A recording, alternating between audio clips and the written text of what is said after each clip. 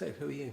My name's John and I'm a co-founder from FreshCheck, and we've made a spray that will turn blue to orange in the presence of a dangerous level of contamination.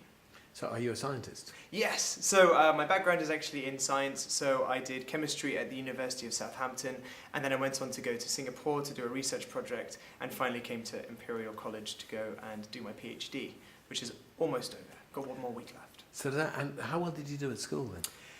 At school, I got all A to C's, and then in my A-levels I got a in maths, an A in biology, and a very low C in chemistry. But I still carried on to do chemistry, so yeah. Wow, so how did you choose which university to go to? At the time, the University of Southampton was a top 10 university for chemistry, and even though it was my worst subject, I had the most passion for chemistry, so I had to stick in there. That's fantastic. Yeah.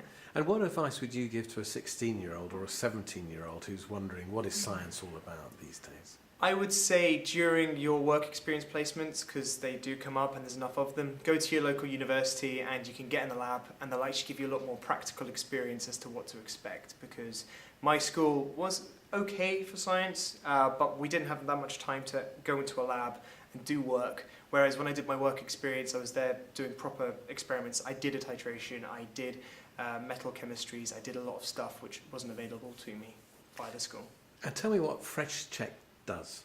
So FreshCheck in its current form is a spray which is turning blue to orange in the presence of a dangerous level of bacterial and chemical contamination. So it's for use in anywhere where food contact surfaces, so at the moment food gets contaminated very easily, as well as in hospitals where MRSA and big superbugs are a huge issue.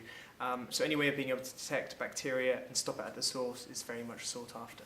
So, excuse me, so I'm in a hospital, do I spray Yeah, on a surface to see? Spray on the surface, yeah. So you just want to spray on the surface, and then you'll see it go sort of a blue colour to a greeny to an orange, depending on how bad the contamination is. So it's a way of making sure, only for hospital wards at the moment, to be as sensitive enough to go into an operating theatre would be tricky.